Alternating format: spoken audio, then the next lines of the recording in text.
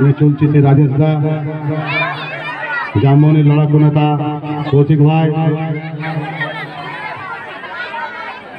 আর এক মানে নেত্রী আমাদের তাপসীদি, অনেকেই আছেন, প্রত্যেকের নাম কার বলবো, তুষার ভাইও আছেন। আর আপনারা যারা দূর থেকে এসেছেন মঞ্চের সামনে, তাদের প্রত্যেককে আন্তরিক অভিনন্দন জানিয়ে দু চার কথা বলার চেষ্টা করছি। বন্ধুগণ, আপনারা জানেন বহু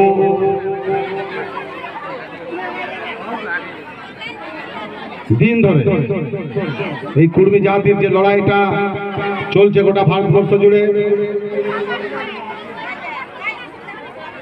সেটা একটা অন্য রূপ ধারণ নিয়েছে। গোটা দেশের কাছে আমাদের এটা আন্দোলনের মাধ্যমে আমরা এটা বোঝাতে পেরেছি যে কুর্মী নামক কোন একটা জাতি আছে, এটা আমরা বুঝাতে পেরেছি।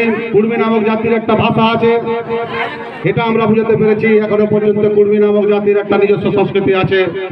এই সমগ্র আপনাদেরকে নিয়ে লড়াইয়ের মাধ্যমে কখনো লেখা, কখনো জগন শেখা, কখনো বা বিভিন্ন আধিকারিকদের ঘেরাও মাধ্য দিয়ে আমরা এটা বোঝাতে পেরেছি যে হ্যাঁ, ভারতবর্ষের এরকম একটা প্রাচীনতম জনজাতি আছে যাদের নিজস্ব ভাষা এবং নিজস্ব সংস্কৃতি আছে। এইটা স্বাধীনতার প্রায় পর থেকেই এটা আস্তে আস্তে আস্তে আস্তে বিলুপ্তির পথের দিকে যাচ্ছে। এটা একটা গভীর চক্রান্ত তৈরি হয়েছিল স্বাধীনতার পর থেকে।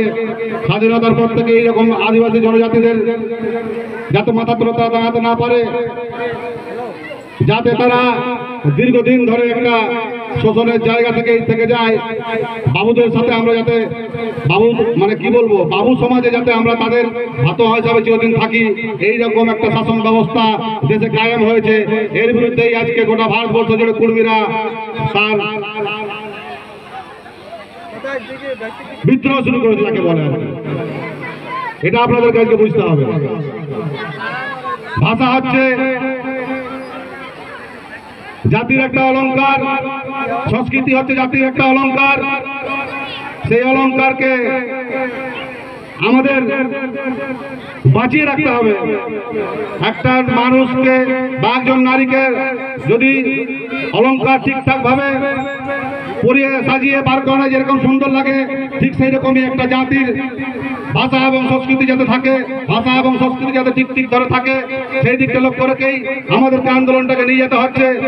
গভীর চক্রান্ত ছিল স্বাধীনতার পর থেকে আমাদেরকে, যাতে আমাদের উপর দমন পীড়নটা আরো বাড়িয়ে রাখতে পারে, সেরকম একটা চক্রান্ত দিনের পর দিন চলছে।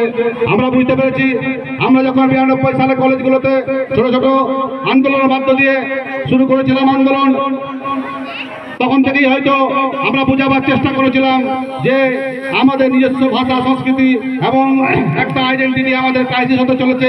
এটার বিরুদ্ধে আমাদের ভারত সরকার এবং এই যুক্তরাষ্ট্রীয় কাঠামো রাজ্য সরকারের বিরুদ্ধে আমাদের লড়াইটা চালিয়ে যেতে হবে। লড়াইটা চলছে কোথায় নয়, শুধু পশ্চিমবাংলায় নয়, লড়াইটা আপনারা চারিদিকেই দেখুন। লড়াইটা নর্থ বেঙ্গল থেকে শুরু করে বিহার, ঝাড়খণ্ড, উড়িষ্যার বিভিন্ন অঞ্চলে যেখানে যেখানে এই কুর্মী জনজাতির বাস, সেখানে আন্দোলনটা চলছে, কোথাও কম বেশি, কিন্তু আন্দোলনটা চলছে। আন্দোলন হয়তো আরো দীর্ঘদিন চলাতে হতে পারে, তাতে কিছু যায় আসে না, আন্দোলন চলবে। আমরা আজকে 42 দিন জেল খেটেছি, তাতে কি হয়েছে? প্রয়োজনে আমাদের আরো হয়তো 42 বছর জেল কাটতে হতে পারে, তবুও আমরা আমাদের জাতির সম্মান আমরা রক্ষা করব। এই যে পরিচয়ের লড়াই আমাদের চলছে গোটা ভারতবর্ষ জুড়ে, আমরা সেখানে নিজেদেরকে আত্মবলিদান দেওয়ার জন্য তৈরি হয়েছি।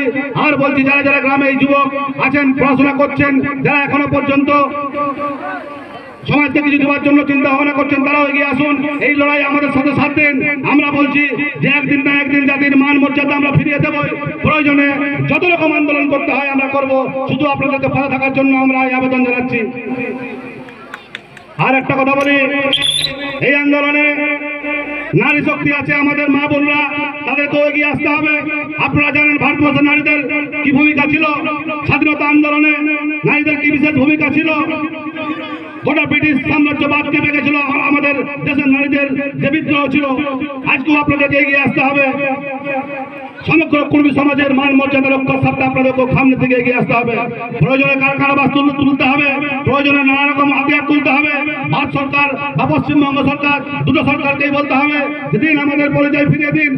একই লজ্জার কথা, স্বাধীনতার প্রায় 74-75 বছর হতে চললো, এখনো পর্যন্ত ভারতবর্ষে এইরকম জনজাতিরা তাদের পরিচয় থেকে বঞ্চিত হয়ে পড়ে আছে। এর চেয়ে লজ্জার জিনিস কি হতে পারে? তবু আপনারা দিচ্ছেন না কেন, এটাই বুঝতে পারছি না। ভারতবর্ষ নাকি এগিয়ে যাচ্ছে, পশ্চিমবঙ্গ নাকি এগিয়ে যাচ্ছে, কোথায় এগিয়ে যাচ্ছে বুঝতে পারছি না। জনজাতির মানুষরা আজকে উপেক্ষিত, লঞ্চনা বোধ করছে অফিসে, আদালতে, রাস্তাঘাটে চলার সময়, তবু আপনাদের দাবির দিকে কোন রকম কোনো কর্ণপাত করছেন না। এই জিনিসটা আপনাদেরকে বুঝতে হবে। আকাশে বাতাসে জয় গরাম ধ্বনি দিয়ে মুখরিত করে তুলতে হবে। আমার সাথে বলুন, জয় গরাম, জয় গরাম। আন্দোলনে পাশে থাকবেন তো?